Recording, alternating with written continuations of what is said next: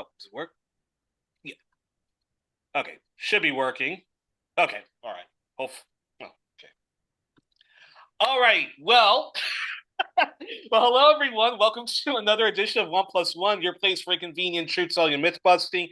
We welcome back to the show one of my favorite peoples, Jasmine Peardon, a Canadian leftist activist and advocate. She was a leading member of the E for NDP, Yves Engler, frequent guest on this show, E for NDP leader campaign, and Bianca for NDP leader.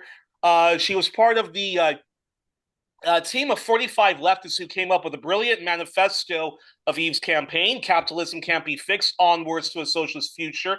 Jasmine's also part of a local Montreal Palestine solidarity group, and she ran for the NTP president at the recent NTP convention, I think 2 months ago or roughly a month ago, and she is part of the organization that came out of that came out of those multiple campaigns, simply called Capitalism Can Be Fixed. She's a master's student at a university in Montreal, Quebec. And yes, and this is the Jasmine Peardon edition of One Plus One, and she is back. And it's also our All Things China edition. Jasmine was in China for a good 2 weeks, and she's here to talk about her trip to China. And let's get into it. First of all, Jasmine, thank you so much for coming back on the program. Yeah, no, I'm super happy to be here. Always great. Always an honor to have you on. Always an honor to talk to you, Jasmine. And before we get into it, first of all, talk to us about how you uh, how you got to go on this trip to China. What was this trip to China all about? And then from there, we can, then later, launch into this PowerPoint presentation, which the audience is going to get a chance to, uh, hereabouts with you as our historical guide and tour guide in China. Absolutely, yes. Yeah, so I went with the Canada China Focus Institute. So that's an institute out of the University of Victoria in BC.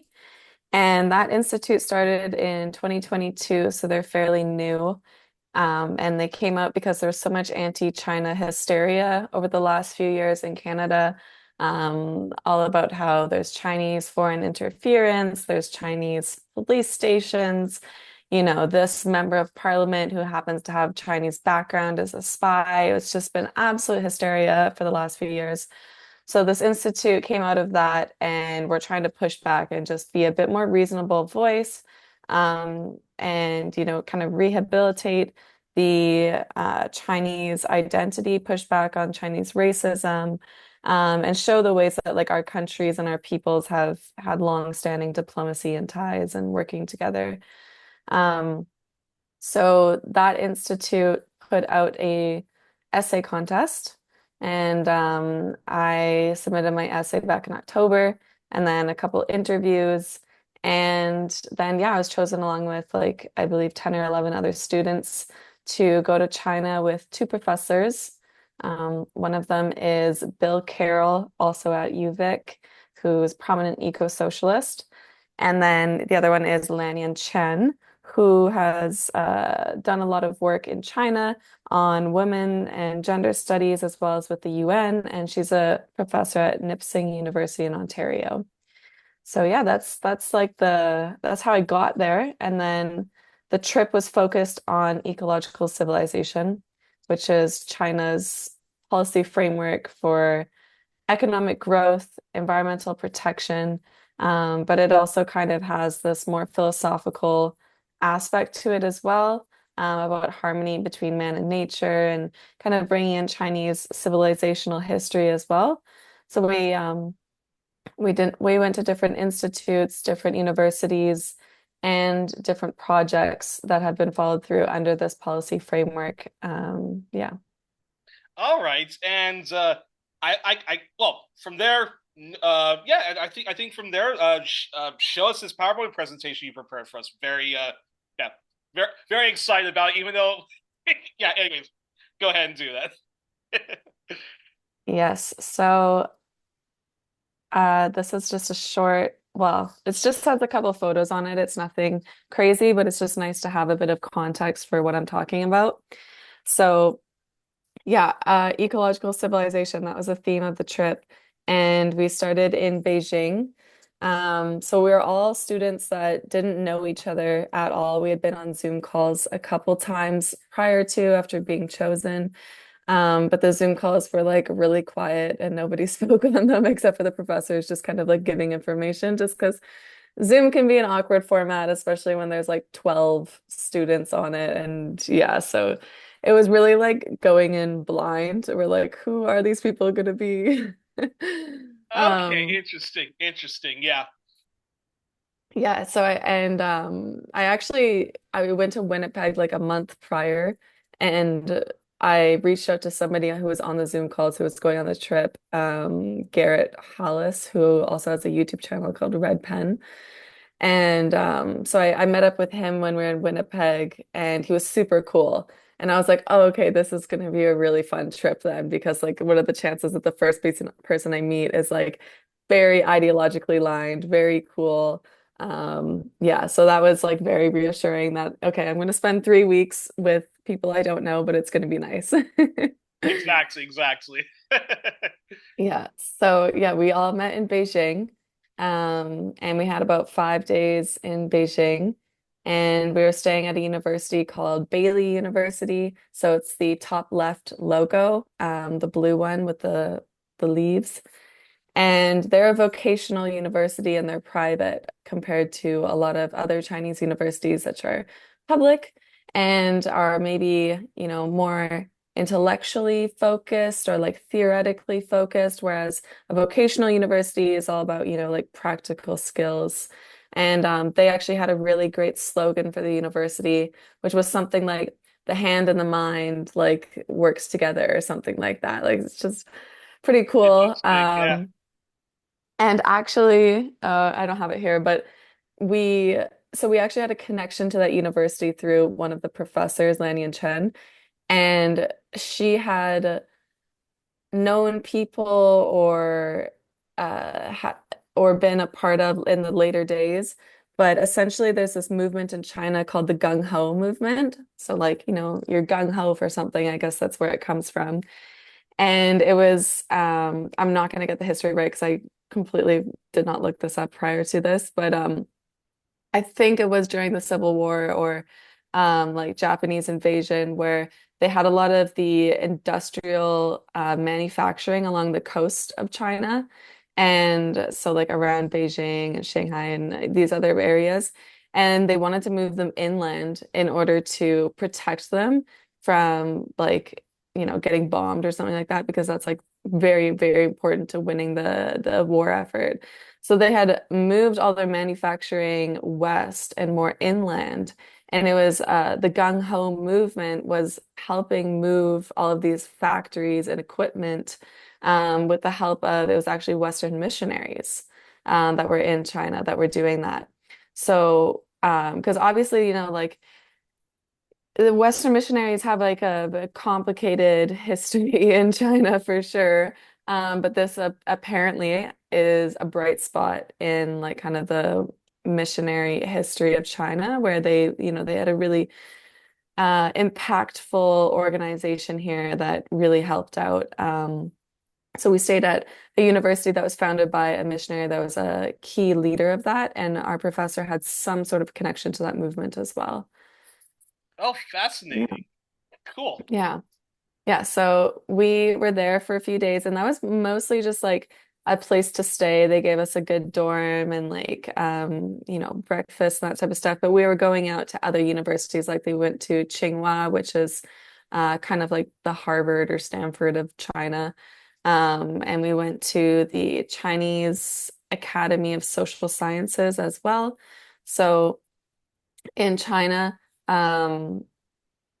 the universities and research institutes are very connected to policymaking in a way that it's much different than in the West. I think actually the only replication of that in the West is kind of these like military institutes. They're like so connected with Yeah. like defense departments, you know. But for social sciences, that's not as common. They're much more separate usually. But in China, they are connected. And so we got to go to we call it CAS, Chinese Academy of Social Sciences. We got to go to the CAS that was the Institute of Ecological Civilization. And so they're all about like sustainable development, and they're looking at like windmills and marine life and the effect of like shipping on marine life and how to like balance those two things for the coastal cities and just trying to solve these problems within an ecological civilization framework of economic growth, but also environmental protection. Rather than like, one being focused on economics, another institute being focused on the environment. It's brought together.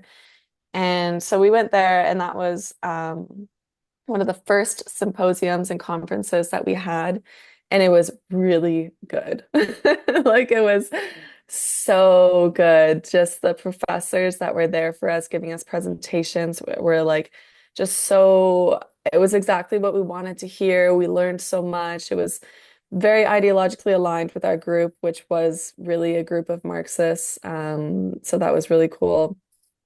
And also, like, our professors did some presentations there as well. And because I've never studied under either of these profs before, it was really awesome to see their presentations as well.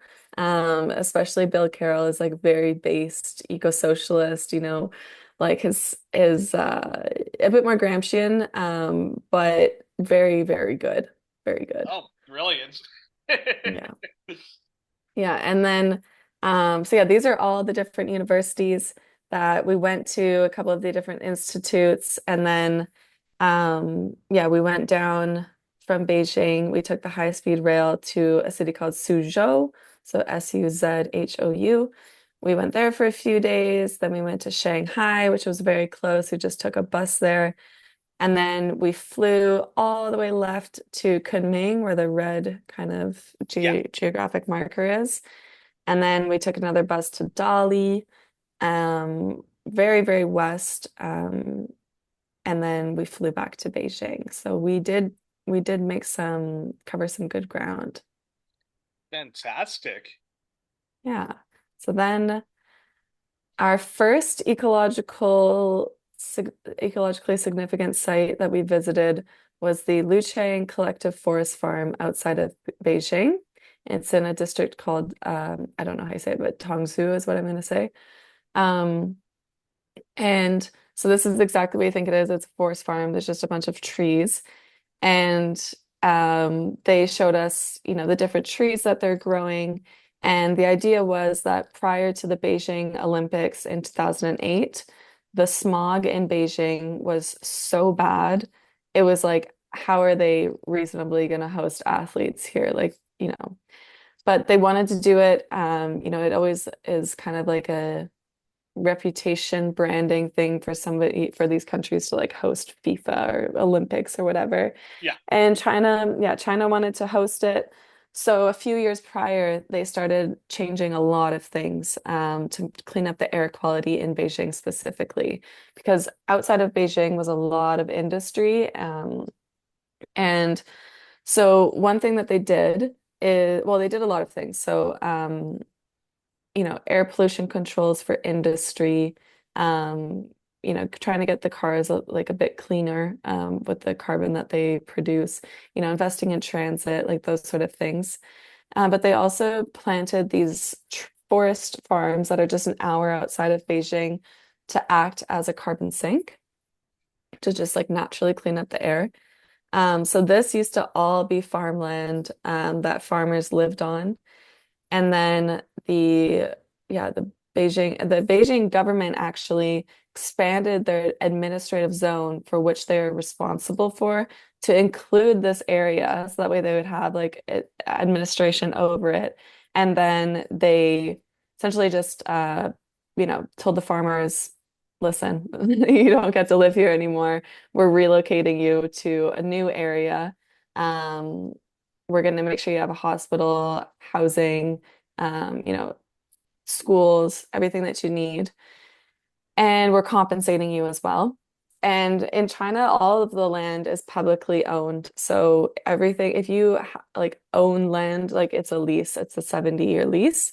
Um, or the village owns it, and then the village can decide what to do with it. So that's why they're able to do these big relocation projects that we always hear about in the West. But yeah, they moved them to a different city. They actually just created a new city. At that time, Beijing or China wanted to create 400 cities in 20 years across all of China. So, they were just like, yep, we're going to make a new city and you're going to live there and that's going to be great. And we're going to use all this old farmland that used to have like so much smog and they would burn stuff on it. It wasn't well maintained at all. My professor had gone through there many times before. And now it's this beautiful, extremely large forest farm. And it contributes to some of the reason why I had blue skies when I was in Beijing. So, it works. It like, yeah, the air quality in Beijing was really good when I was there compared to before. I mean, I think I read that they added like 4.6 years to every Beijinger's life expectancy by, doing all of these different measures over the years. And one thing that I found really fascinating about this project is that, like, the Olympics everywhere around the world is usually at taxpayers' expense and is kind of a catastrophe for different cities. Like, I remember reading an article a few years back about Brazil, where they like hosted, I don't know which it was, but I believe it was the Olympics or FIFA or whatever. And now they spent all of this like taxpayer money onto this new stadium, and then it's just like crumbling and falling apart because they can't afford to maintain it and upkeep it. Whereas in China, it was a catalyst. The Olympics were a catalyst in order to clean up Beijing and surrounding areas, but it wasn't abandoned afterwards. In fact, it is just grown and innovated as time has gone on, and there's no question of abandoning this project. So I think that that's just like really interesting. And one thing that's also interesting, so this photo on the right is a bunch of peonies. So I guess like during COVID-19, Chinese peonies had a medicinal property for Chinese people. So they planted all of these peonies to try to like generate some income and make some profit in order to pay for the maintenance of these forest farms because, bugs happen and certain trees dies and stuff like that. So there is a lot that goes into this. It costs a lot of money.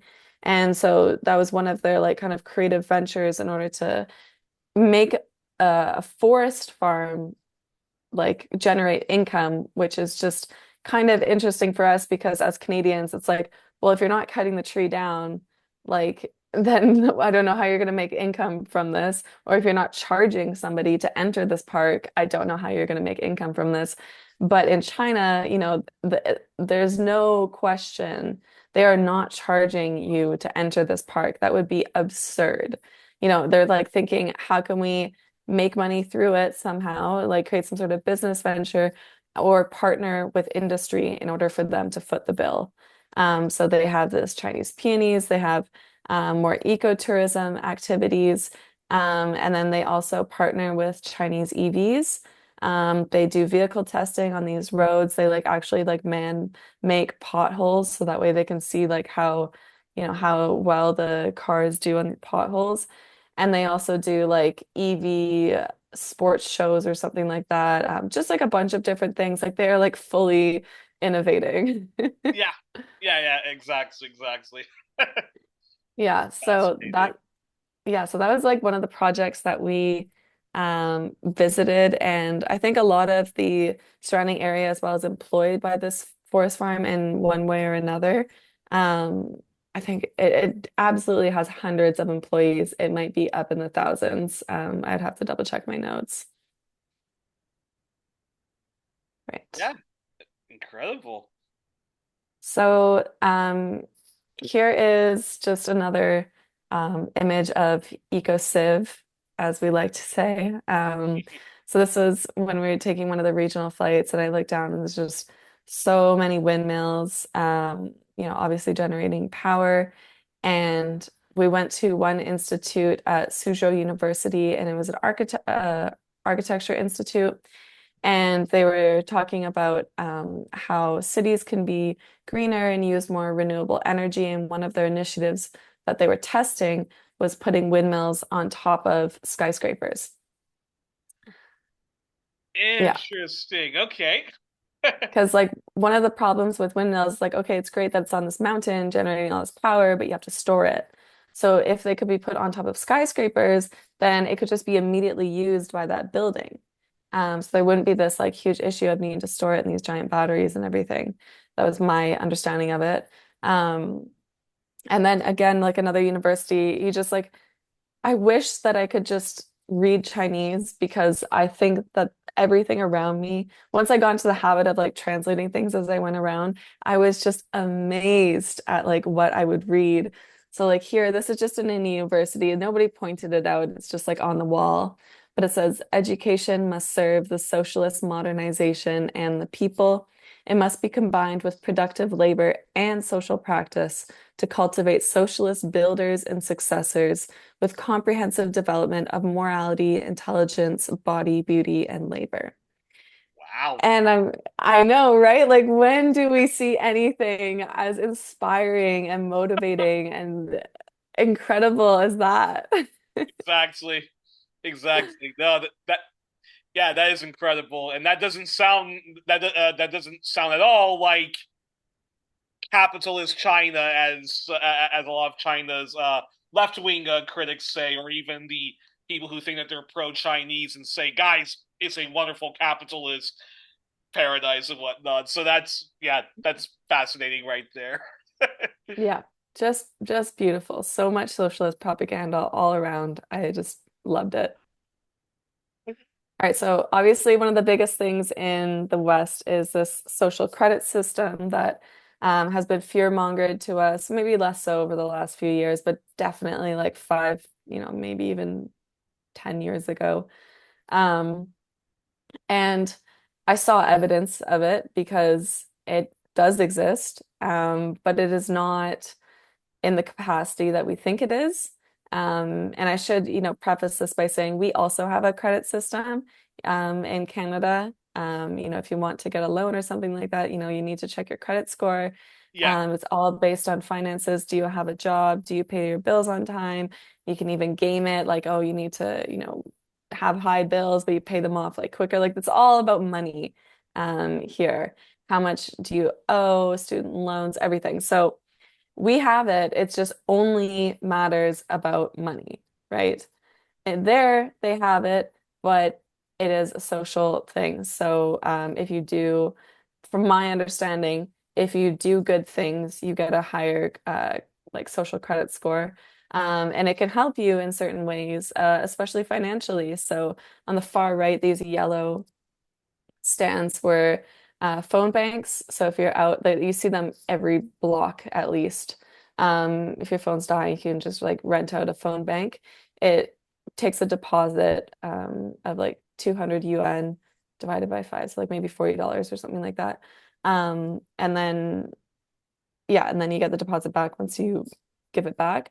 But if you have a high enough social credit score, you don't need to put a deposit down because you're trusted as a good citizen. So yeah, that's just like one small way that it occurs. And I think like that's kind of better, Like I just like it doesn't seem like this scary bad thing to me. It's like, oh, okay, if you don't have $40 deposit, like you're not discriminated against. Like it's like if you're a good person or not. Um and then in the middle, so actually, so the left one, I was in the village, and again, this wasn't shown to me. I just kind of started getting the habit of translating things. And it was talking about how this village doesn't have any composting. And like on the top left, it's talking about how expensive it is to bring like garbage outside of the city and deal with it. So then they say, oh, but we created this compost system. And again, like ecological civilization, it's good for the environment. We save money. It's also like creating jobs. Um, but the very, very bottom right one, the one that's like I zoomed in on in the middle here, is talking about how you can accumulate points to exchange for daily necessities. So I don't know if this is necessarily connected to the social credit system, but again, it is this rewarding of positive behavior, kind of like molding and motivating Chinese society to act a certain way. But it's not like financially based or like it's like just about, okay, well now you'll get, I don't know what the daily necessities are. Maybe it's like toilet paper or something like that. I don't know.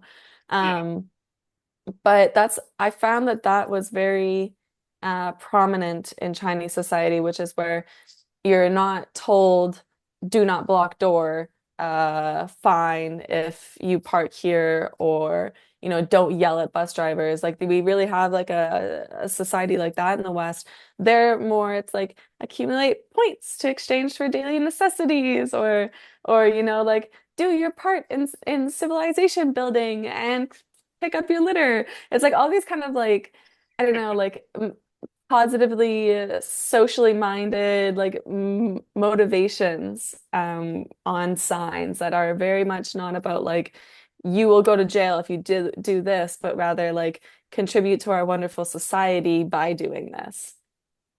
Interesting.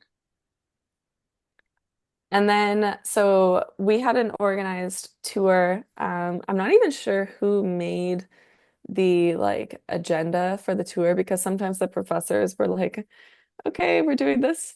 But I think it was like in collaboration with each of the six universities, as well as like we had an educational tour company called Pioneer help us arrange this as well. But on our 3 week-ish agenda, we had two AI companies to visit.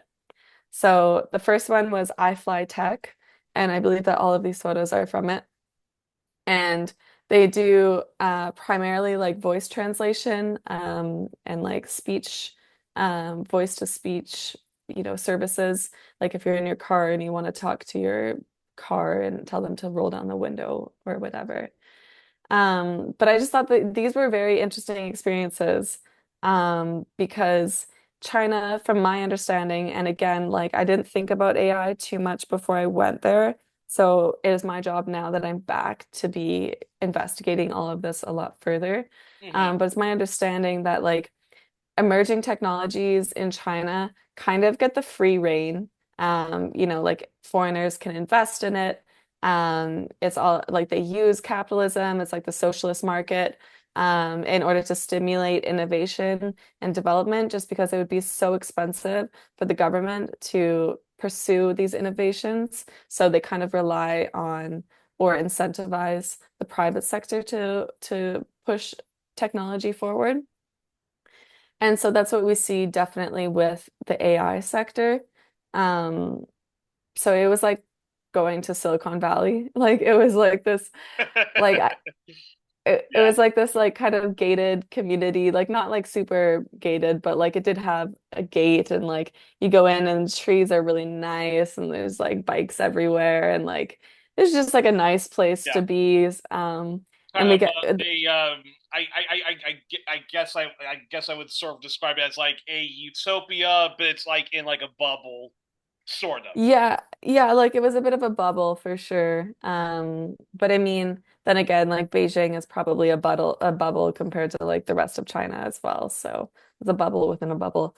Um, but yeah, so we had our this lady here kind of guided us through a tour.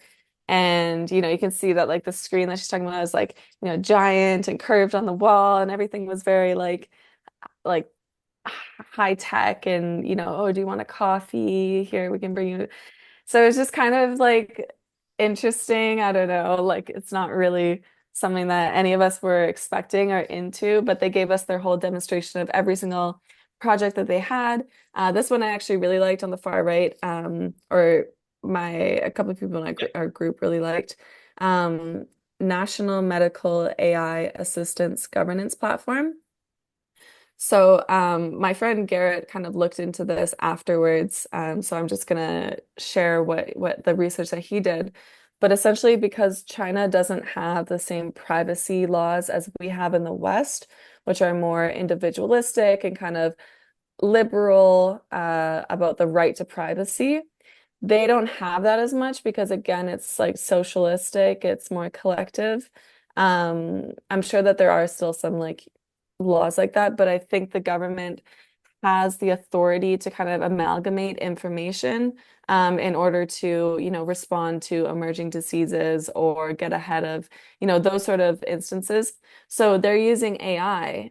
This is 100% being used, and all of the cities, you can tell it's only kind of in the eastern part of China. But doctors are using it in order to diagnose diseases or issues quicker. So you kind of like put in what your issues are with the doctor. It doesn't replace the doctor, but with the doctor. And it'll say like, okay, well, in 99% of the cases it's this, and 60% of the cases it's this. And apparently it had all of these different statistics about how much quicker it is, how much more reliable it is, et cetera, et cetera, et cetera. So that's the way that AI, one of the ways that AI is being used in China, and kind of how it interacts with different laws and rights. Wow, interesting. Yeah, yeah. And one thing I also find very interesting about the map as well is I think it perfectly aligns onto how developed China is and like kind of the uneven development of the country. Because yeah, if you start going west, it gets like, much less developed compared to Shenzhen and Shanghai and Beijing and, all of those types of cities. So I just thought that that was kind of interesting as well. And on the far left, so I think this is a game. I believe it's called Go, but I'm not sure. Um, Ah, okay, okay, yeah, yeah. yeah. Interesting. And you can play against this AI machine. Um, and they're showing it to us and they're like, oh yeah, now you can get really good and blah blah blah.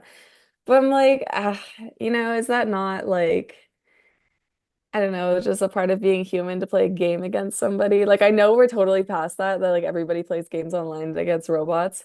But I just would have loved to see like a socialist country pursuing different things with their AI, maybe like I don't know, getting rid of unpaid domestic labor or something like that. All in good time, Jasmine. Yeah, yeah.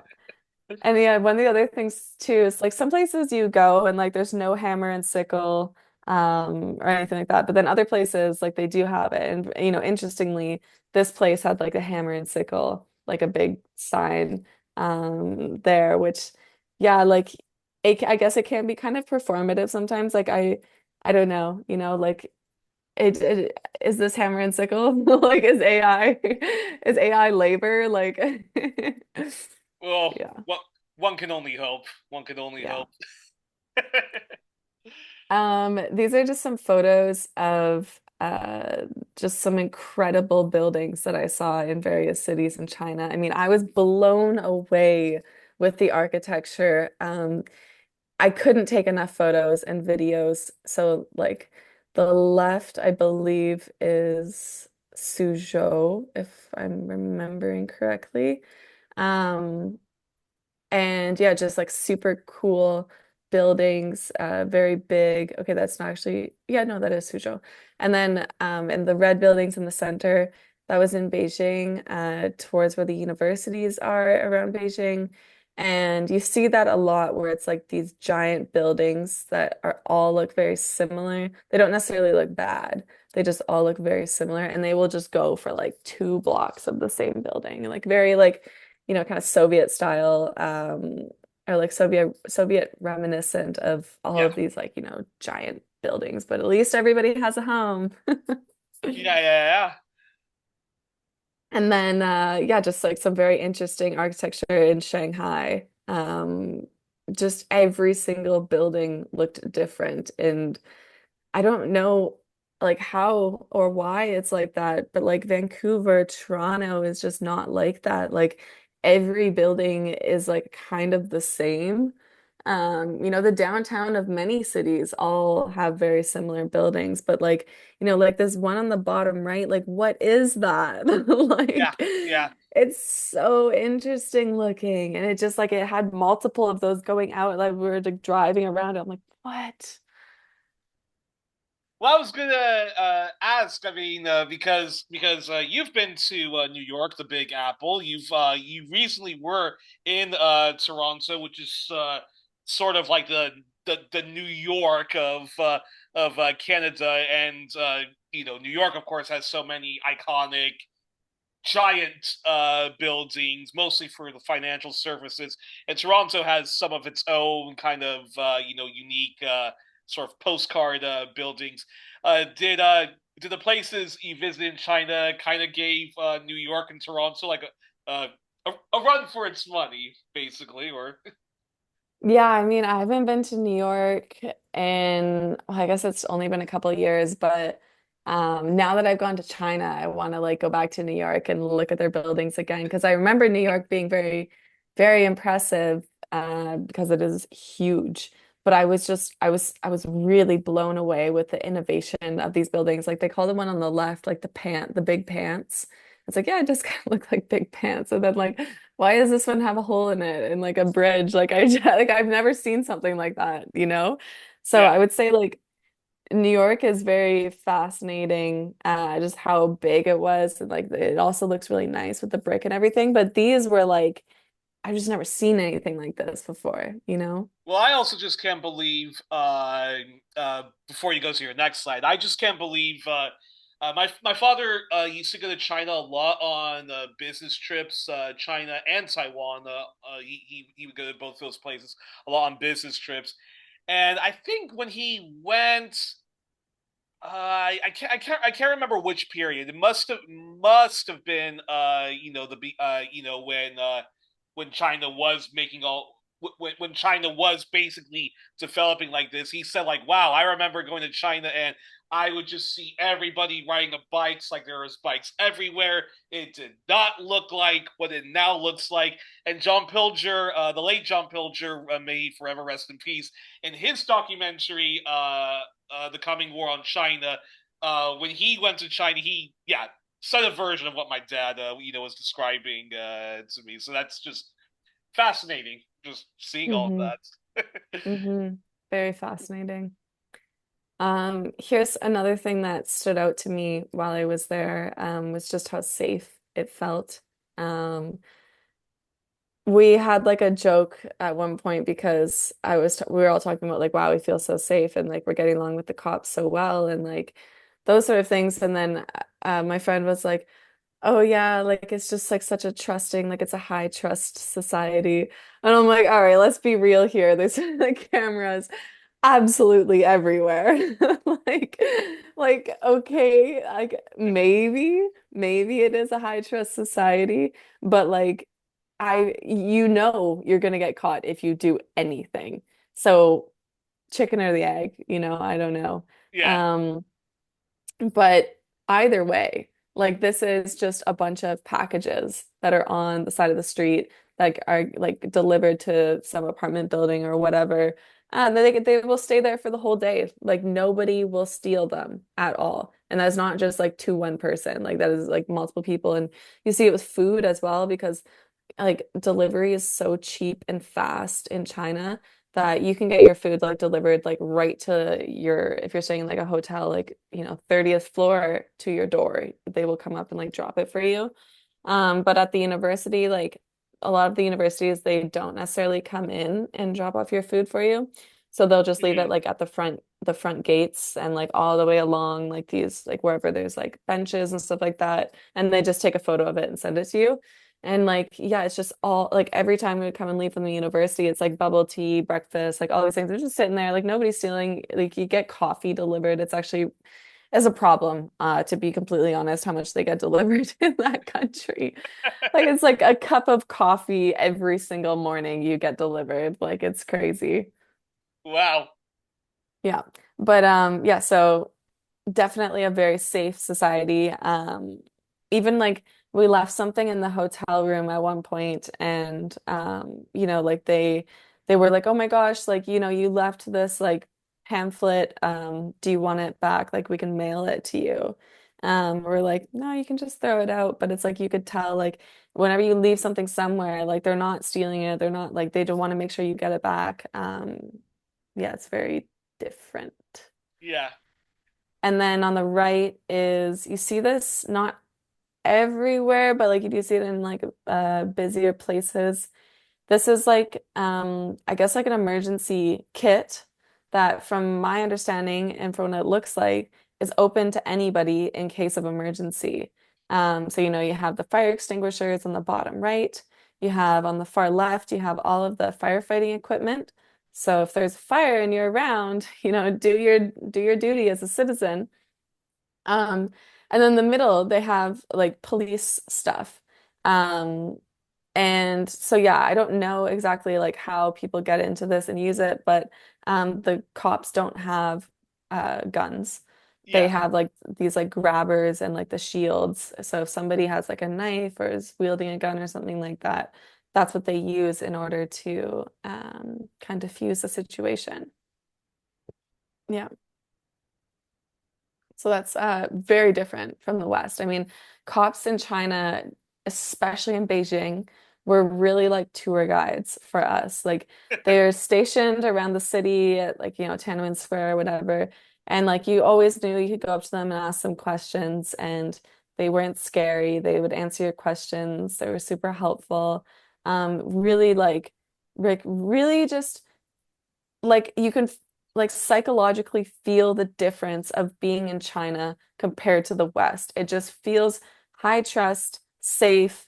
You feel comfortable. You feel like you're in a society compared to in the West, where it's like suspicion, distrust, threat, is like a lot more of what you feel, especially around cops. Like whenever I'm around a cop, like I take them in, I think of them, I think of what they're looking for, like I notice them, like I'm like, kind of high stress, especially at protests and stuff like that. So just a Hmm. completely different experience. Oh yeah, so this is this is hilarious. Yeah, yeah. Um I can't wait for this story. Tell me yes. off the air about it.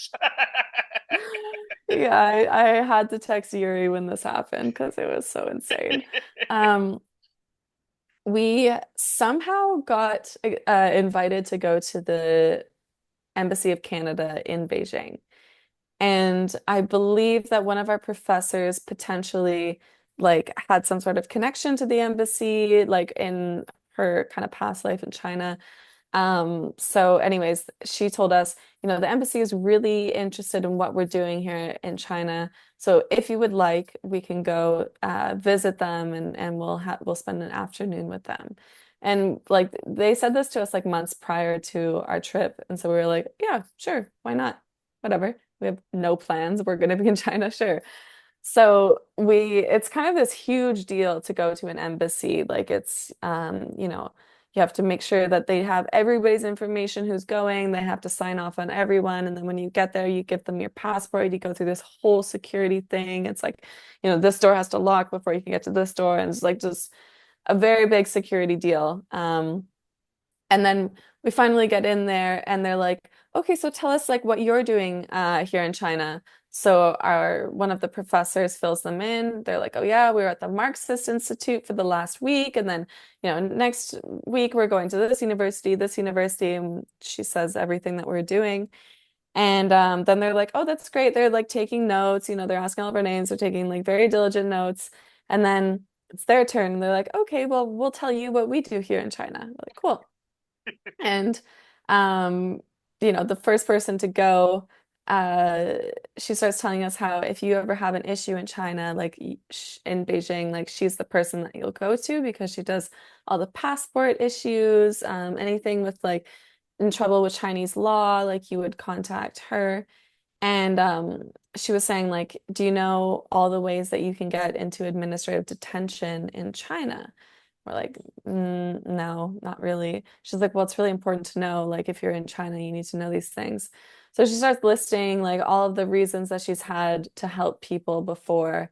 And she's like, we had somebody do karaoke in a bar and they ended up in administrative detention for 4 months. And she's like, you don't get a lawyer. She's like, they don't do that here. They don't.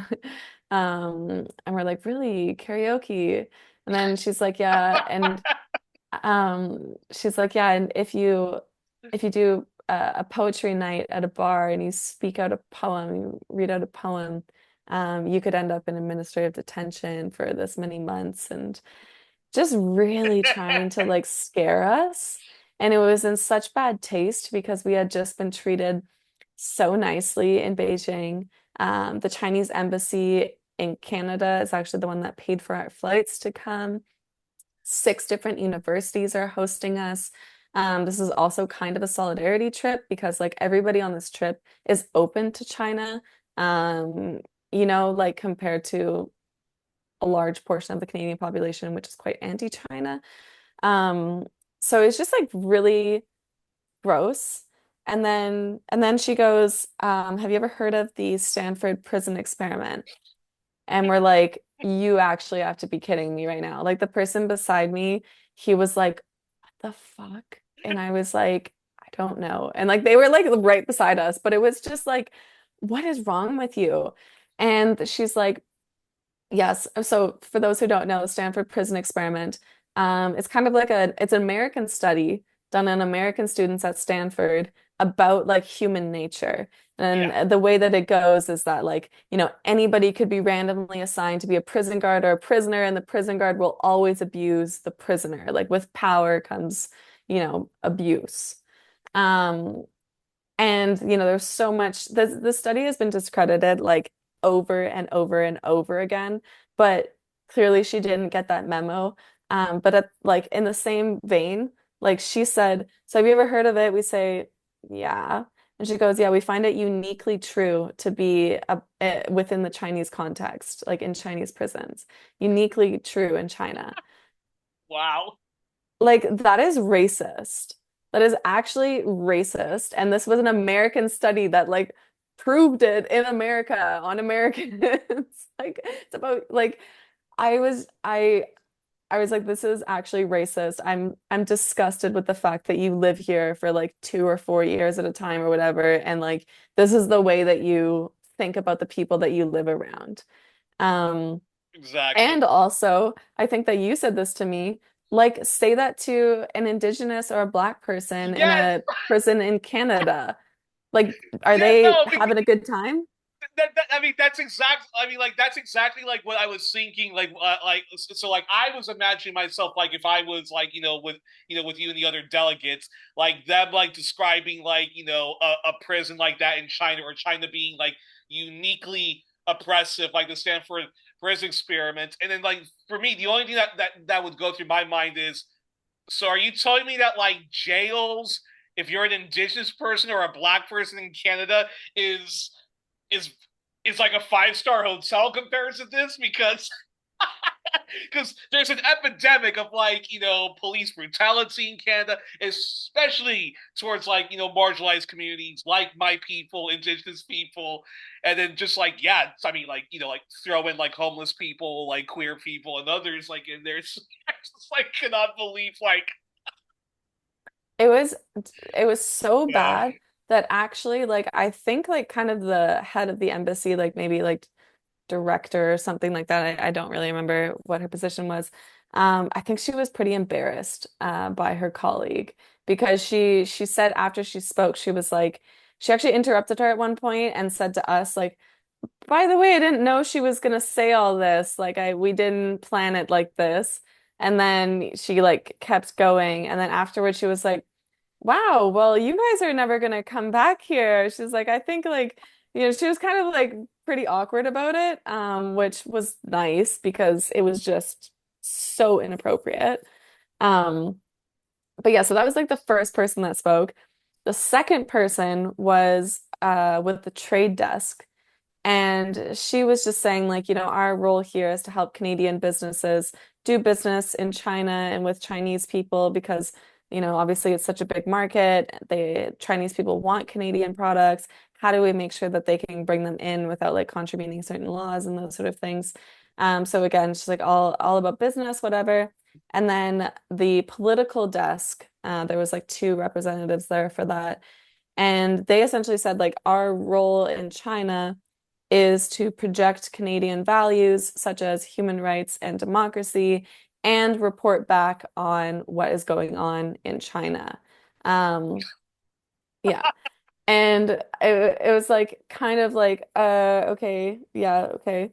they started telling us like about their numbers on social media, like on Red Note, we have this many followers and we have this many tweets and or whatever. And like they did that for like every social media platform, like boasting about how many like views their posts get.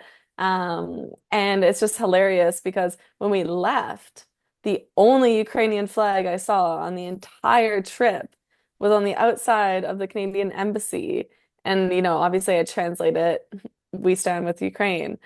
And I'm just like, so yeah, this is what this is the big role of the Canadian embassy in China is to, like essentially, Essentially, we are spying on China, but we're not spying on China. Like we are like trying to do like soft power, like imperialism, yeah, but we're really not doing it. We're really like like protecting you, the Canadians, who do not know like how yeah, totalitarian China yeah, they're is.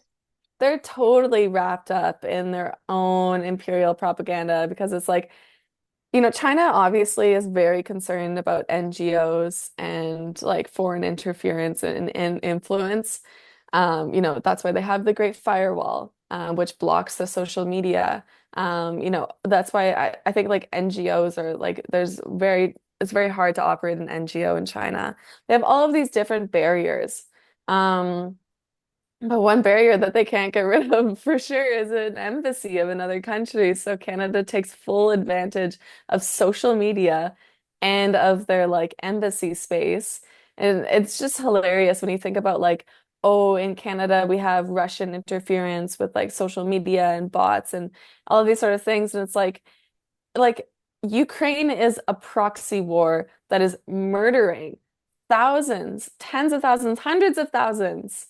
And it is going nowhere. It's fueling this militarization of Europe, of North America, and like that's not propaganda. Like, yeah, so that was interesting. They also like, we Yeah, pushed back on them on like certain things like um we got them to talk about like the forced labor, like the Uyghurs and stuff like that. And they were saying like, oh yeah, there's just some areas that we cannot cooperate with China on because of forced labor. Like China's human rights practices, like we just won't be able to cooperate there. So we look for the areas that we can cooperate and we like ignore the areas that we can't, or not ignore, but they said something about like not working with the areas that we can't. And that was very interesting as well because there's a lot going on in the news where they're trying to link aluminum, which is, from my understanding, connected to EVs, Chinese EVs. So they're trying to connect aluminum with the Uyghurs and forced labor in China in order to kind of bolster this broader narrative of not bringing in Chinese EVs because obviously it's going to undercut the Western automotive industry. So yeah, they're kind of like, they're doing everything they can with the Uyghurs. Like, um, wow, yeah. I thought they were. I even thought that they were, just gonna give up on that. But I think no. I think like as long as this yeah, ridiculous new Cold War with China is here, we're always gonna hear every like 2 or 3 months about like Hong Kong suppression here and like forced labor of the Uyghurs there, and oh, don't forget Tibet is being culturally genocided, like indigenous people in Canada, but where yeah, all that. Yeah, just yeah. Or like, what about what the US is doing around the world? Like, do we not collaborate with the US? Like, we literally have American weapons manufacturers in Canada producing bullets to go literally kill everywhere around the world. But it's exactly. like, oh no, we can't bring certain textiles in from like the Xinjiang region because they might be used with forced labor. Like, even if that was real and a possibility, there's a huge hypocrisy behind that, which just like this inconsistency is just ridiculous. Unbelievable. Yeah, so in the west, kind of more southwest of China, we went to Kunming, which was a very industrial city, and then we drove for a few hours on the bus and got to Dali. And Dali is very high altitude, actually, one of the highest I've ever been. Um, and there's like a nice lake there that was polluted before, and um, now it is like during doing like a big cleanup of it under like their ecological civilization frameworks. That's why we were there. But we also got to do a homestay with the Bai people. So China has around 55 or 56 ethnic minorities. So Wow. China doesn't, yeah, they say that they don't have any indigenous people. They say that they are all indigenous, including the Han Chinese and all of these different ones. So we got to hang out with the Bai people on the far left. They gave us a opening ceremony. And then they kind of did like some dances for us and some singing. And then, we spent a few days in the village, so that's just what their kind of more traditional homes look like A on very the quick far right. question. Any very quick question. Sorry for the interruption. Any connections with Indonesia? Because the traditional outfits that the people are wearing kind of looks like some of those in Indonesia, which I know has a big Chinese community there. Yeah, that's a good question. I didn't hear anything about it, Oh, okay. but I don't know. Yeah. Um, But one thing that I found very interesting, so I've said this in a couple of other places, but this trip brought up more questions for me than answers. And I think that that's okay and totally normal because I was doing an activity morning, afternoon, and dinner, and they're curated and they're organized for me. So I don't just take everything that they say to me at face value. And I'm also exposed to a lot of new things. And I just got back a few days ago. So, like, I'm going to be working through everything that I saw over like probably a year. Like, there was a Yeah. lot to go through, and you can't just like read up one small thing on these places. Like, this, there's a lot that we were shown across architecture, across ethnic minorities, across wind generation, lake cleanup, like biodiversity projects, like so many different fields. So, I have ignorance in the vast majority of them, sorry. But one thing Oh, no that problem. No I problem. one thing that I found very interesting is like, so this ethnic minority goes back hundreds, if not like 1,000 years. Like they had like a really long history in this region. And one thing that I find very interesting, you kind of see it in like the far left photo. You can see I forget what his name is, so I'm just going to call him the chief because that's what we would typically call indigenous nations kind of like leader. But Mm, um, you can tell that there's like a bunch of like really, really bright colors that they're using. And they also use like I feel bad even saying this, but like when you go to the dollar store and you can get like these like fuzzy little bright balls that like you can use for like kids to like make art and stuff like that. yeah. They use a lot of like those. Interesting. And and like my question was at what point do they transition from naturally dyeing things with natural dye and using natural fibers to modern day things. And this is no shame on them, but I do find it like a very interesting thing where it's like I feel like maybe in the West I have this idea of like an ethnic minority as, still using natural fabrics and Hmm. natural dyes and living like more primitively. But there, or with this, at least with this minority, it was totally like the modern day was totally incorporated into Mm-hmm. what they used for like their traditional dress and everything. So like that was like a interesting thing that we all noticed. Yeah, I don't really have much more to say on it now, but yeah. Interesting. Um, but yeah, so we did a homestay there. We also like went into a couple people's houses because our professors spoke Chinese, so she started speaking with some people when we were out, and they invited us into their home that evening. So this was on the walk there, and this is a Bai person who does farming during like they do some farming and then they clean it. There's like a little canal right beside his home that goes through all the village. There's like a bunch of different canals that kind of like go through all the houses. And so he was cleaning all the vegetables there. It's clean enough water for that. And then he would sell them at the market the next day. Um, these are just like some fun kind of random photos. The communist propaganda. I just love red tourism so much. So, we got Marx and Lenin on the left. We went to the CPC museum. Um, that was the outside of it with the hammer and sickle and all the flags. The bottom left, all the different presidents and leaders of the party. That we just found that in the Agricultural University of Yunnan. So yeah, just the university decided to have that on their wall. Top is the canteen, different foods at like the universities, the institutes. We always ate in canteens. And which you said were quite epic in terms of they like were choices of awesome. foods and whatnot.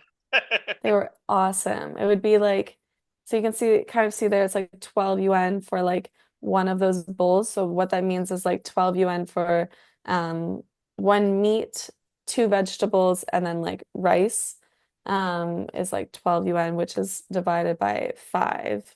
So like around $2 or $3 or whatever. Um, so that was just like really good food, like such good food, such high quality. Everybody would eat there, so much like choice. That was really nice. And then I just loved this. We were just walking past these grannies, and there's the hammer and sickle at the bench, like above it, and you just see that everywhere, and I just think it's so sick. Um, and we got the big photo of Chairman Mao. It's outside Tiananmen Square, Forbidden City in Beijing. My friend Garrett that I was talking about, and then top right is Suzhou. Suzhou is like an architectural city that is thousands of years old and really well maintained. So we actually had an architecture student on our trip who was really interested in cultural preservation of historical buildings or heritage buildings. And that city does it really well. Like they invest a lot of money in it, and they kept all the old bridges, the walls, like they really like recreated the city like that. It was so beautiful, and like the university there that does that is like world leading. Um, even compared to Rome or something like that. Like they have just done such an incredible job, and it's just again like reminds me how much we don't know about China. Yeah, Because like, when we think, oh, old like preserved cities, we think of Rome, but like Rome is crumbling. yeah, And it's like, yeah. Rome, Naples, and yeah, yeah, yeah. But like Suzhou had like so many, like they just like recreated certain areas, or they would preserve them. Maybe obviously nothing as that I saw that was as grand as like the Colosseum or something, but yeah, they were world leading for some of their techniques, and like the intricacies of the architecture is just so fascinating. So how they managed to preserve it was really cool. And yeah, we went to like architecture school, and they showed us how like the eaves of a roof, like where they connect. There's no nails or anything in ancient Chinese architecture. It all just fits in perfectly, and it's like very earthquake proof as well. Um, oh wow, yeah, very like yeah, high tech. fascinating. So that's why I really prepared for the presentation, but I still have like a couple more things that I could definitely share. Do you have any questions Go, first?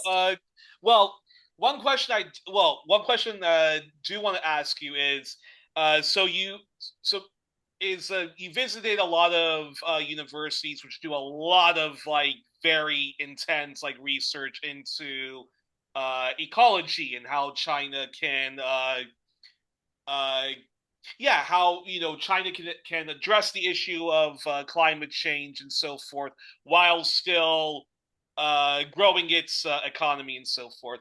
So I think so. So one question I wanted to ask you, and I don't know if if anyone during the trip got the chance to ask the question, or when you were talking with some of the student guides and whatnot, is does China have in eco-socialist movement and environment movement, which is critical of China's use of electric vehicles, the mining that goes into making windmills, the mining that goes into making uh, solar panels and stuff like that.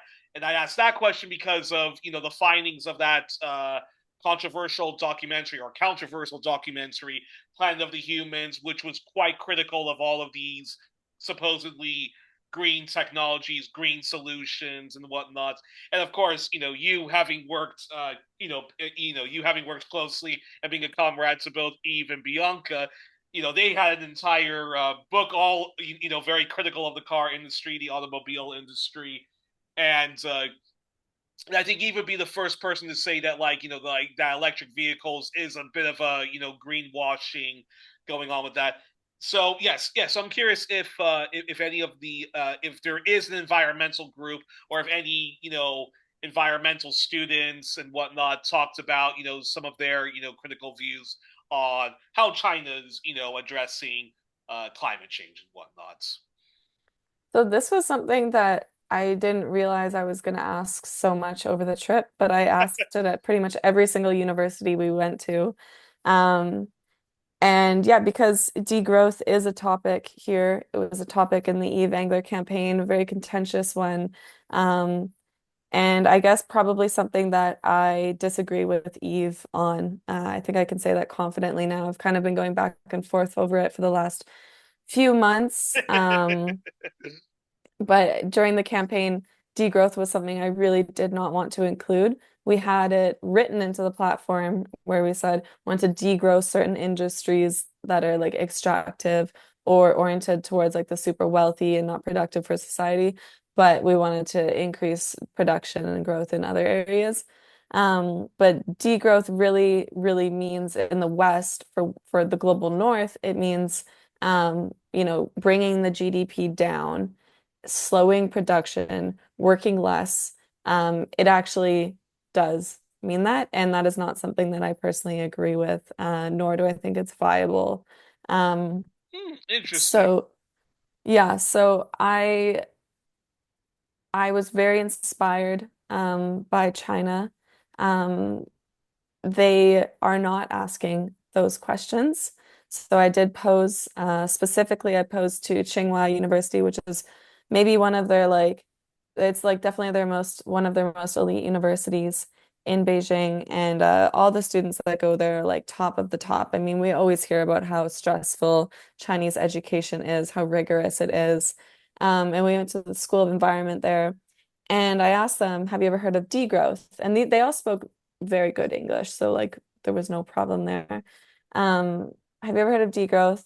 They were like, degrowth? And I'm like, yeah, degrowth. Like it's so I explain what it is. And they're all like kind of looking at each other. They're like, that's like the dumbest, like you could tell they were like thinking to themselves, like, that's the dumbest concept I've ever heard. And finally, like one of them gets the courage to like clarify what I was saying, and then they were like, "Yeah, no, like n no, we're not." They're like, China has so much uneven development. We have to bring so many people up. The last thing we're thinking of is degrowing certain industries.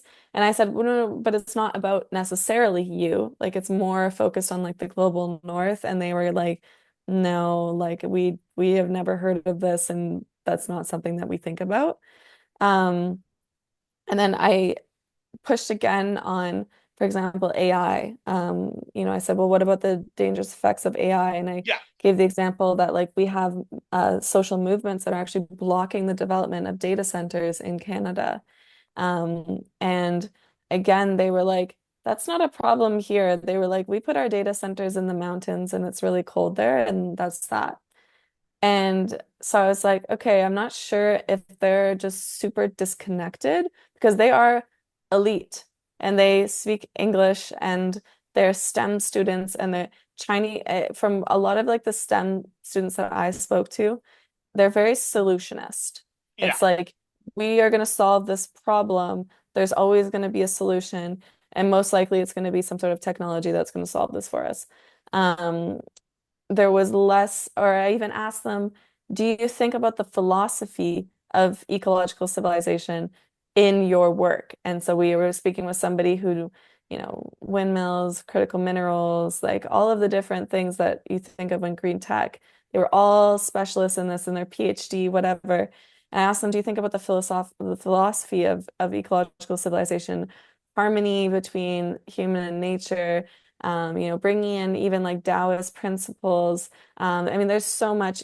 Ecological civilization really talks a lot about like Chinese history and about like Chinese character.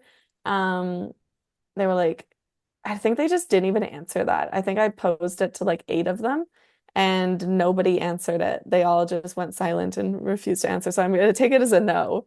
Um, Okay. yeah. But yeah, it's very, I would say that if there is a movement against, for the environment, I believe that it is in conjunction with ecological civilization and these STEM students. Like I feel like any environmental movement that gets, so example, we got one presentation on um, green peacocks and about how they were like going extinct in one area of China. I haven't thought about this since my trip, so it's a bit fuzzy in my brain. But she was saying that there was like some sort of local social movement for these green peacocks because they could tell that something was happening to them. I think their population was getting low or something like that. Um, and they, went to the party and the party solved it. It's like, the party is accessible because it's so integrated into everybody's lives. Hmm. Um, it's not like they have these huge social movements because everything is so decentralized. The party oversees everything, is extremely available to everyone. I mean, there's millions of people that are Communist Party members. They're assigned to every like facet of society. If you have a problem, you go see your party representative, they talk about it with you, and they fix it. Like that was consistently across the board. We were like, okay, well, the party did this to respond to it, and that didn't quite work. So then they did this, and then they did this, and they did this, and now, it's better. Like, for example, one of the lakes that we went to in Dali, some of the women that were there, they had seen their lives change a lot because the lake got polluted with industry. This area was growing. They could no longer fish out of the lake safely because the fish were dying. I think there was like an algae bloom. It was like disrupting the water. Um, there was less trees. Like their lives were getting worse with environmental degradation. And then the party and an institute created this local institute to solve the problems of the lake. So that they started that in 2021. And then the local Bai people who specifically were led by like a women's organization, I think, or like women were kind of like leading this movement. They came to this institute. They said, okay, great, like our lake is clean now. This is great, but they have this Chinese saying that's something like clear waters and mountains makes silver and gold or something like that.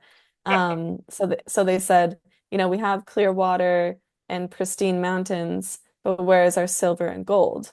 So they're saying like you're putting all this money into the environment, that's great, but now because we're protecting the environment, we're not allowed to chop down any trees. We use those for our homes. We're not allowed to fish. So, what are we going to do? So anyways, they did that and now this whole village has this like new tourism industry. They have new agriculture initiatives, all of these different things. We talked to a bunch of people there, said their lives have dramatically changed in 5 years. Um, yeah, so it just seems to me, and this is a naive perspective, I'm sure, but it seems like when you have a problem, you can go to the party with it, and they're gonna try to fix it within the bounds of ecological civilization. Would you say that whatever criticism one can have on how China's approaching the climate crisis, that from what you saw going to multiple Chinese places with your delegation, which was to look at how China is addressing the climate crisis and whatnot. That that okay, one can have their criticisms, but but but without a shadow of a doubt, China actually really is trying to address the climate crisis, whereas Canada likes to talk a nice game about how they take climate change very seriously. But right now, we have had multiple liberal prime ministers and multiple provincial governments, including NTP governments, that all just want to drill, baby, drill, and the pipeline over there. I don't want your pipeline, but my pipeline is very environmentally friendly. And then, I mean, I mean, people want to talk about like the mining industry. I mean, like we haven't even gotten to talk about like Canada's rapacious mining industry, Australia's like rapacious mining industry. So, with all that said, like from the time you spend in China, like would you say that like China really is trying to deal with the climate crisis and whomever may have some criticisms about it, they're dealing with it. They're dealing with it the Chinese way. And China. I think many Chinese people. I think many Chinese people and folks who who push back against a lot of the xenophobic propaganda on China would say that China's the first to like admit like okay there are contradictions like in our society. There's contradictions like in our approach to socialism, but we're dealing with it. We're working with it. Very curious your response to that. I from what I understood is that like they're really trying. I really felt like there was a lot of money that is being wasted on environmental protection. Like there's like unbelievable amounts of money is being pushed towards this. And it's working. I mean, my friend Ashwin at the Journal of International Solidarity did a whole deep dive on electric vehicles and about how like the Chinese government, again, an emerging technology, incentivized a bunch of competition in order because China has vehicles, right? So either they're going to be mass polluting vehicles or they're going to be EVs, but they have vehicles. Like no, there's no carless society, in a country of 1.4 billion people. Um, so the idea is how to make vehicles less bad.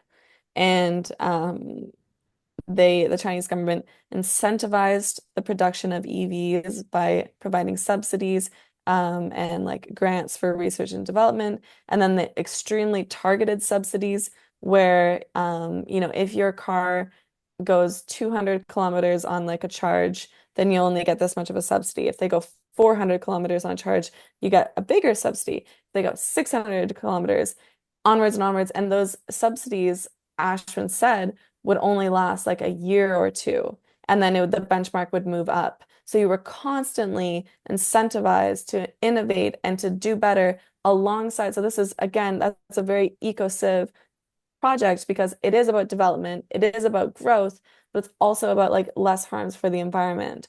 Um, so yeah, those types of projects are all the ones that like we looked at. And it's always one thing too is when you read about Chinese international relations, which is what I'm more focused on, um, you hear a lot of like with the Belt and Road Initiative Yeah, about how China is always about win-win. So, you win, I win, those yeah, like types of arrangements. What I found really interesting was I translated some of the stuff when we would be around showrooms at like lakes or like different institutes, and they would frame it as a win-win between the lake and the region. So the lake would win because the lake would become healthy, and the region would win because their economic development would grow. And I'm like, oh, that's so interesting, like to frame it that way as if the lake is actually a partner in this, And it reminds me also of like what an architect told us when we were in Suzhou. They said, in the West, when you protect things, it's about cordoning it off and you don't yeah, want to touch it. And it's this pristine thing that you can't use. Whereas in China, it's the exact opposite. They're like ecological protection is not an issue, it's a medium. and it's a medium for growing something or building something. Like, how can we work with this? Okay, so, the lake needs clean water. All right. So, well, how can we work with this? Um, so yeah, it's just a completely different way of thinking. Um, it's not perfect. I think there's so some two people that I became very close with on the trip studied the metabolic rift. And so that's kind of about like the estrangement between like nature and humans with industrialization, where you don't really see the consequences of industry or like exploitation directly between like the environment and people as things industrialize. Um, that creates this kind of rift where like, capitalism is assaulting nature, but there's no like, connection. So they were very, very useful for me and very enlightening on this trip to critique these projects and to say like what would be more eco-socialist or what would consider the metabolic rift better. And some projects did it really well, and some projects did it less well. So like the forest farm that I spoke of at the beginning, they had a critique of that where it's like, so in Canada, there's this concept called the Three Sisters, where if you plant, I'm gonna butcher it now. It's like if you can't th plant three things, it's like beans, potatoes, and like something else all together. They self-fertilize, so you don't need to add fertilizer to them. They Yeah. grow really naturally with just the type of plants that they are, and it creates this like vibrant, biodiverse ecosystem.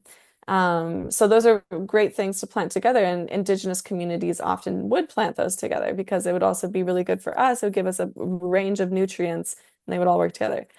So those are the type of like eco-civ projects that we wanted to see there, or like they wanted to see, and now I want to see because I learned a lot through them. Hmm. The forest farm, for example, doesn't have that. The forest farm relies on fertilizer. And, where does fertilizer come from? The Middle East. I mean, like, and it's synthetic. It's not, it requires maintenance, requires human labor as well to maintain like this forest farm rather than making it self-sufficient. Um, so those sorts of considerations are things that like I would need to look into further and think about. But yeah, I found all that very interesting. And tell us about, well, tell us if you can about China's investments, its use of public transportation, particularly the use of trains. I think this is something even I think this is something even that that I think it just puts to shame even huge countries like Australia do not invest in like any kind of adequate public transportation where you can take a train from Perth to Sydney, from Sydney to Canberra, from Melbourne to you know Queensland. I mean, Canada does have a little bit of a public transportation system and train system, but it's so not at all. Like you cannot even compare it to like China. Like there is no there is no competition, and and if we want to, I mean, even if we can't, like stop, like the climate crisis, if we want to give the Earth's lungs like just a few more decades, we have to invest in public transportation. And I think the Chinese model, would you say that China is like it's like the only country in the world you can use that model for in terms of trying to get people not to use cars and all of the stuff that's bad for the climate that comes with being a car owner and whatnot. Yeah. Yeah. I mean, transportation in China for us, all the places that we went to, it was fantastic. Even just being in Beijing, like I was there for about like maybe over a week, like 8 days or something like that. Also, I was there on May Day and throughout their May holidays. So this is like the busiest time ever. Like they actually like tell people do not go to China at that period because it is just mayhem. And it was large crowds, but I didn't experience any traffic when I was there. Like the roads are well planned, and it wasn't like being in New York or these other Toronto, these other big cities where you're stuck in traffic for a long time. LA, for example. It wasn't like that. Like it was like there was a lot of cars on the road, but things were flowing. They were moving. Like it was fascinating that like a they this central planning framework works where like they can actually plan for all of these cars and not just plan for most profit or just poor planning in general. Everything just felt like it was working quite well. And then yeah, obviously we took high speed rail. We're very excited about that.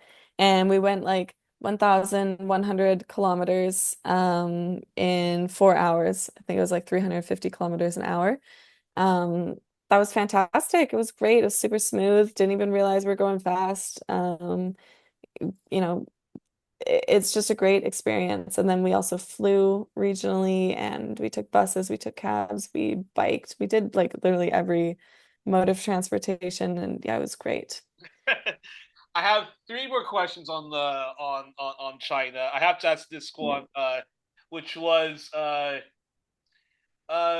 going back to the sort of social harmony that's in China. You were saying that you were quite surprised that in a country that has millions of people. I mean, China is a vast country, and and it just has so many and just has so many people. It's a very populous society. And you were saying that like when you guys went to parks and stuff like that, you were just amazed at how at the crowd control and how people were not being aggressive towards one another, cutting in people's lines and stuff like that, and that whether it was the elderly folks, the young folks, little children, and so forth, there was just like a social harmony, and like everybody was very respectful when it came to like, okay, I have to go from point here to from point A to point B line, and no, but nobody was just like unruly in lines or anything like that. I'm sure it happens sometimes, but from your experience, you told me that you were quite surprised how there just wasn't like all this like angst and like you know Hmm. fussiness and Yeah. stuff like that, which I think is just so it's just so natural in a place like Belgium, like you experience when you go to England, you experience wherever you go, like in North America, and then in places. And I mean, you've been to places like like Burma and India and whatnot, but in China there wasn't that. There just wasn't that, right? Exactly. Yeah. Like I was at Tiananmen Square and it's very confusing that area between Forbidden City and Tiananmen Square because they're both on either side of a very large road. And also I was there for like May holiday weekend, so I think that road like might have even been closed or something like that. But so I was on one side of it and I needed to get to the other side of the road. And I found like an underground tunnel to bring me under. But then when you got to the other side of the tunnel to try to like get out, there was like a gate there and I was with a big group of people of like I didn't know any of them, but there was maybe like 50 of us because we all had been told, oh no, you can go under the tunnel. So we get to the top of the stairs and there's this gate there and we're all just standing there and I'm with like some young guys that are like they look like 15 or something like that. Then there's older people, there's a bunch of different people. But I thought for sure when we got to this gate and there was nobody around except for like, and it was exactly where we wanted to go. We were trying to get there. I thought for sure, oh, these young guys are gonna jump over. Like I'll jump over as well. Nope. No, not at all. They did not jump over. We stood there for like a few minutes and then a police officer came over, spoke with us. He looked around, he was like, yeah, no, you're not gonna be able to like I don't have the key. And it was so crazy because you literally like there was a gate in front of us that was like up to here maybe, but on the sides there was no gate. It was just like the concrete of the stairs kind of went up. And it was only like up to like my waist or something like that. Like I could have, it would not have been weird to see somebody just like literally throw a leg over and then go on the other side. Like it was right there, but they didn't do it. So the police officer or like security person tells us go to the other side. We go to the other side again, the same issue, same gate, same could just go over the side and it would be totally fine. In Canada, we would not have stood there for more than half a second without all just like funneling over the side. Um, but they didn't do it again. They waited for a police Like officer the to come patient for a few dingbats minutes. that we are. Yeah. And and I think where this comes from is like Chinese people know that their government is going to be strict on them. And I don't think that foreigners get the same treatment in China as a Chinese national does. And I say this because of like an instance we had where we had students assigned to us at every university that we went to, and they would be anybody, just anyone that spoke English who was around, Yeah, they could come hang out with us. Um, so we would just get like these random students, and sometimes they were like 18, whereas like, I'm 28. So like they were like kind of like young, like cute little students, but it was very like great and nice that they would hang out with us. We would have like nothing necessarily in common with them. And we had one student assigned to us in Beijing, um, who was from Tajikistan. And they came onto the metro with us. Can you hear me? yeah, yeah, perfect. All good. Okay. Um, and yeah, they came onto the metro with us one day, and they didn't like their Alipay wasn't working or their WeChat wasn't working for some reason. And so they jumped over the fare thing to get in. And we had a Chinese person with us who was like living in China, and she freaked out at him, like freaked out. She was like, "You do not do that. Like, I cannot be seen with you doing that. We cannot, like, that is totally, you're banking the system. You're taking advantage of the fact that, like, number one, the Chinese government takes care of us and like has spent all this money on this transit system. They subsidize it, blah, blah, blah, blah. Like you're abusing their goodwill. And second of all, you're abusing the fact that you're a foreigner and you know you're not going to get in trouble compared to me as a Chinese national." And she was saying like if I jumped over that, I would have a hit on my like social credit score, like all these different things. She was very upset and she pretty much told him because then you also have to tap to get out. She was like, "We're not going to wait for you. Like you got yourself into this mess. You go talk to the people who are working at this place. You tell them that you jumped it, that you want to pay for your fare and get them to let you out." I was like, "Whoa." Yeah. Talk about law and order. Yes. And she is not like uh, she was probably the most critical of the Chinese government that I know. Like she lived in Canada for like 11 years. She thought a lot of the things that we did were like dumb or propaganda or those sort of things. But nonetheless, like she was like, "You're taking advantage of the goodwill of our society, and you're taking advantage of the fact that you're a foreigner, and the Chinese government cares about their reputations. They don't treat foreigners poorly." Because they don't want it getting out. But it's much different if it's your own government, So runs completely counter to the fear mongering of the Canadian embassy, basically. right? Yeah, So that yeah. so that's fascinating. And then tell us a bit about what it's like to be a Chinese student, because I thought that was very interesting, and that does sort of go into, call it a stereotype if you want, about how China is like very strict. Yeah, okay. So one student we met was from Cambodia, and he had great English, so I was chatting with him for like an hour or two. And I was like, "How do you like living in China?" He's like, "Ugh." And I was like, "What? Like you're living in like Dali, which is like people call it California because it's so nice." Um, and he's studying architecture and the first I said, "Why?" He's like, "Well, the bathrooms." And I was like, "Well, that's fair, I guess." Like the bathrooms are an experience for sure. They're like squat toilets, like there's no like sitting toilets, like you're squatting over a hole. And Okay, yeah. yeah, and there's often not toilet paper provided, so you have to always like carry your own. And he was upset that there was no like hose, like a bidet, because I guess he's used to that where he comes from. Anyway, so it's just funny because like I said, we get like random students assigned to us that like, you know, no like ideological alignment when we would be hanging out at the universities, but then when we'd have these symposiums and presentations, they would be like, you know, PhD students studying very similar things as us. And then, yeah, he also said like I don't like it because it's so strict here. And I was like, how so? He's like, well, we have to be back by 11. And I was like, oh, like, and then you can check out again, or like, can you like organize being like home past 11? And he said, no, no, no, like it like scans your face ID when you walk in. And if they don't see that you have like scanned your face before 11, then they come into your room and like check and make sure that you're there. And it's two strikes and you're out. So if you're like an Yeah. international student, you have two strikes, and then you're sent back home. Like there's no ifs, ands, or buts about it. And I told him that like somebody in our group was hungover and was like throwing up on the bus here. And he was like, what? And what do your professors think? I was like, I don't know, like they probably think it's like funny or something. I don't know. And he was like, oh my gosh, like I can't imagine that. And I was like, well, we're Canadian, like we're all adults. We've been adults for a long time because it's 18. Like, I don't know, it's your own fault if you'd thrown up on the bus. And he was just like, no, no, no, it's not like that here.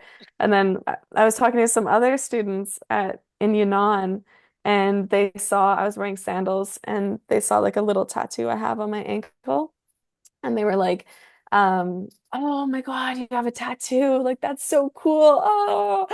And I was like, are you like, do people not have tattoos here? And she was like, no, no, no, like we're not allowed to have them. And I was like, oh, really? Like who? Like what, your parents? And she's like, no, no, like we can't do like the university exam. So like before university, I think there's another one after or something like that, or maybe to get into grad school or something. She's like, we can't do the university exams if we have a tattoo. Like, you just won't be allowed to take them. I was like, whoa. So when you are a student, and that's if you're a Chinese national, and that's if you're an international student, and you do have a dorm. Yeah, basically, yeah, no, no, you cannot be drunk or anything like that. You are allowed to go out, but but there is a curfew, and you have to be back in your dorm at 11. And if it's after 11 and it's dark, well, tough shit for you. And three strikes and you're expelled from the Yeah. university. Yeah. Oh yeah, oh yeah. Hmm. Our epidemic of like alcoholism and I think there's a little bit of like alcoholism in like all of us in the West when it Yeah. comes to university and post university world. That would just not go down. Yeah. Yeah. It is like, it is different. And like, I thought about moving to China last year. I got like a scholarship to go to a university in Beijing, and I was assigned a dorm, and like I would get a monthly stipend. I would, my schooling was paid for, my housing was paid for, my food was paid for, everything. But I knew I was going to be assigned a dorm, and it would have been very similar to like the people that I spoke with on my trip, because a lot of like the international students are on scholarship there. But I decided not to do it because I was like, oh, well, it's my cat. Like I can't live in a dorm. Like how is that going to work? But I like, now that I've been there and I've spoken with them, I'm like, oh, I would have a hard time. Like that would be really difficult for me, like to have those types of rules after being so free my whole life. Exactly, exactly. Well, that's very fascinating. And then I think the last question I wanted to okay, two very last questions. This one any anti-nuclear folks, because I know that and not anti-nuclear in that is there somebody very critical of China still using nuclear energy? Anyone very critical and part of like a movement in China that wants China to abolish nuclear weapons? I'm very curious about that because I know China does have nuclear weapons.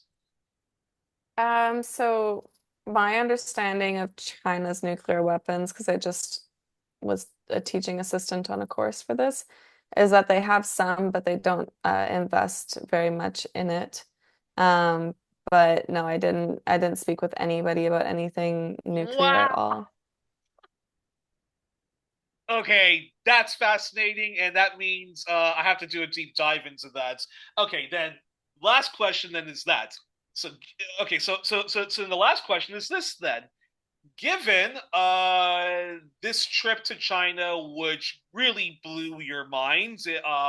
And you were already somebody who was not xenophobic. I know from conversations we have, you don't subscribe at all to anti-communist leftism or the arguments that some of our comrades have that China's just a capitalist country and it's a rival capitalist to American Canadian capitalism. They're a rival imperialist to to American Anglo Pan European imperialism and so forth.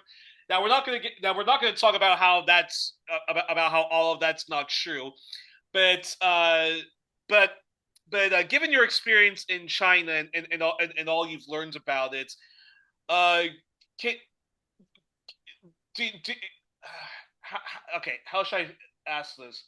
Like for you, did you feel that that you were just so impressed with China that we really get such a not accurate view of China that we get like just not just the avalanche of junk journalism on China from Western corporate media, Western state media, but even our own fellow leftists sometimes, and that from your experience, it just made you conclude with the fact that when we in the West support the pivot to Asia and policies that try to contain China because, they're a rival capitalist and I may not like my American capitalism and Canadian capitalism, but I prefer it than China, and that what we're doing with the pivot to Asia and all this China bashing, all this China fear mongering, all it does in the end of the day is empower, not only just reactionary policies, at home, but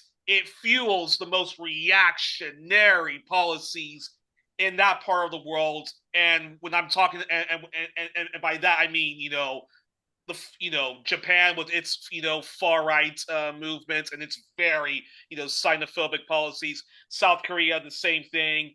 Uh, the Philippines, which is always under, a regime that has to do whatever America and Japan wants it to do, which is to be very hostile towards China. And then all the other, reactionary, governments, which spend all of, ridiculous money on militarism or allow, America and its allies to, keep us all, at a hostage with this ridiculous new Cold War on China. Very curious your response to that. Yeah, so there's a couple different parts there, but I would say like China, I'll hit on a couple of them. I do not think that China is a capitalist country at all. I think that that narrative is completely unfounded. I think China is completely a socialist country. All land is publicly owned, and the commanding heights of the economy are publicly owned, public banks, public investment. Like it's like that's like, and life is geared towards public good. Policies are, institutes are, universities are, this ecological civilization framework started small in like their 5-year long-term 5-year plans, but now it's part of their constitution, and I think it is a really good showcase of socialist China and how it might not be, this project might not apply everywhere, this policy might not apply to every project, but from every project we saw, started out as a pilot project and then it grew into something bigger. So it changed just one area of the village and like a lake or something like that, and then it extend to all the surrounding villages, then it expand to like it just keeps going and going and going. So that to me seems more like socialism than it does capitalism because it's not about profit. It's about, generating enough income so that way these projects can be maintained and so that the villagers still have an income where they're not just like some sort of economic genocide like in, Canada with like Indigenous peoples, for example. Um, so to me, I would say it's absolutely socialist. I think, of course, nobody in the West has heard of ecological civilization. I think that's by design. I think a lot of our misunderstandings of China, like I spoke about earlier in my presentation with social credit score and those sort of things, that's again by design, or like those relocation initiatives that I discussed with the forest farm. There's a lot of those because land is publicly owned. Those are always framed in the West like an abuse of their human rights. I saw a headline not too long ago that was like, oh, the garlic farmers are getting screwed over at the lake or whatever. And it was literally the lake that I visited where they found out or they thought that the garlic that was being grown by these farmers was contributing to the algae bloom in the lake and like poisoning the Hmm. lake. So it's like from The Guardian, they say, oh, bad deal for the garlic farmers. In China, you know, they weren't working in harmony with the land. Like this, that would be it's not the best thing for the environment to be growing this garlic right there. So they relocate them and they gave them new jobs, retraining, those sort of things, and gave them a different income. Is it abuse of their human rights? Okay, yes, technically, because human rights are a Western concept. They're not like the Western, like human rights are individualistic liberal rights. They're not economic or social rights that are based on collective good, like they are in the East. And that's just like under international law. So I think that like totally the framing of China um, is is by design, the things that we know about it. And I think like, China also could do a little bit more to to fix their image. I wish I wish that they would. Um, I wish that they would, fight back a little bit more in some ways. Maybe be a bit more, explicitly anti-imperialist. Hmm. Put up a bit more of a front in some ways. But at the same time, the absolute successes of China are so incredible over the last, you don't even need to say 30 years. You can say 5 years. That's the Yeah. crazy part. Like, I spoke to a taxi driver, or like my professor did while we were in the taxi together. And she was translating and she said like, oh yeah, 5 years ago I used to be a farmer, barely making ends meet, um, barely surviving. 5 years ago, 2021.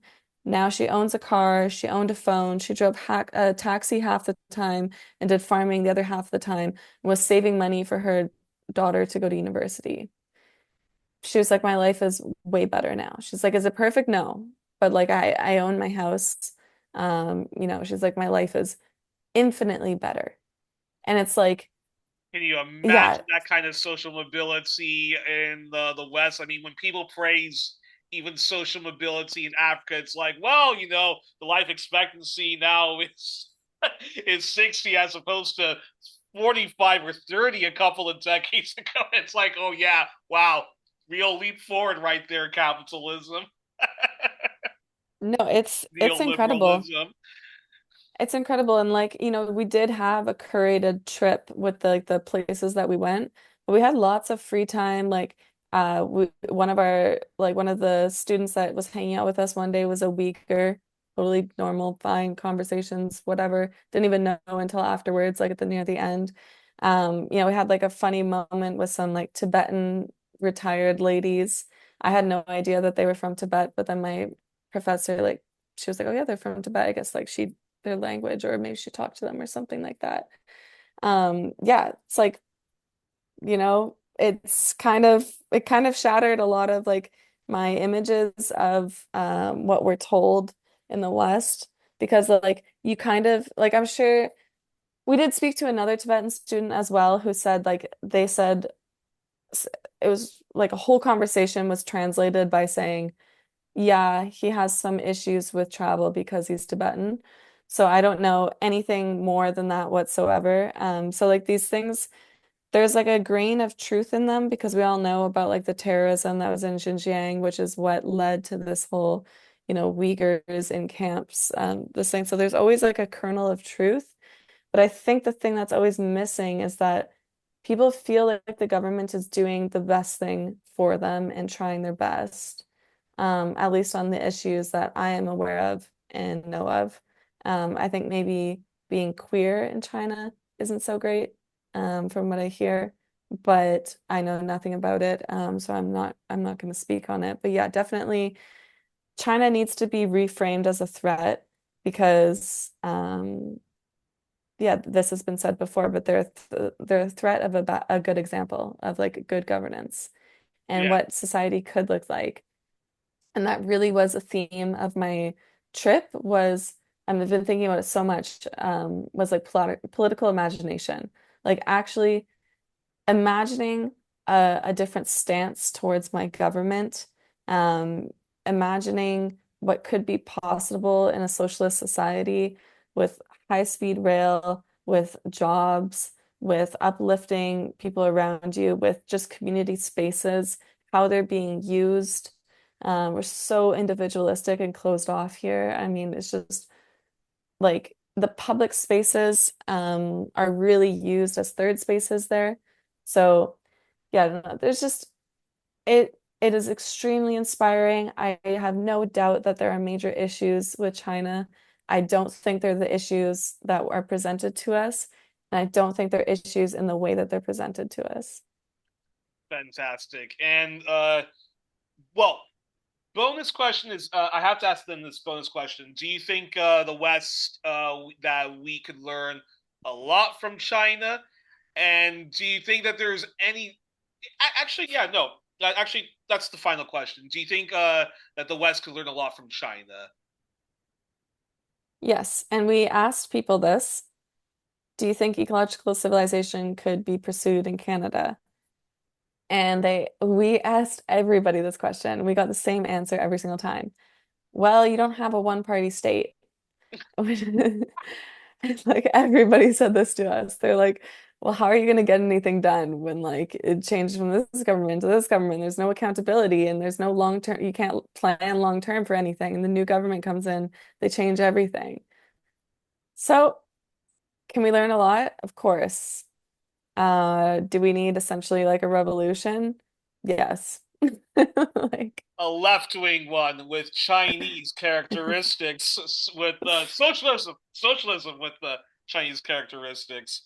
Hopefully that yeah. can happen, but hopefully it can happen. But alrighty, well, I think that's a perfect place to end. Well, let me remind the audience we were joined this evening with good friend of the show, one of my favorite people is Jasmine Peardon. Let me remind folks, Canadian leftist, activist and advocate, was a leading member of Yves for NDP leader and Bianca for NDP leader, was part of the team of 45 leftists who came up with a brilliant manifesto, Capitalism Can't Be Fixed, Onwards to a Socialist Future. Jasmine's also part of a local Montreal Palestine group. She's almost done with her master's at a university in Quebec, and she is a leading member of the organization Capitalism Can't Be Fixed, which just had its first conference over the weekend, Saturday and Sunday, and we're looking forward to what more comes out of that.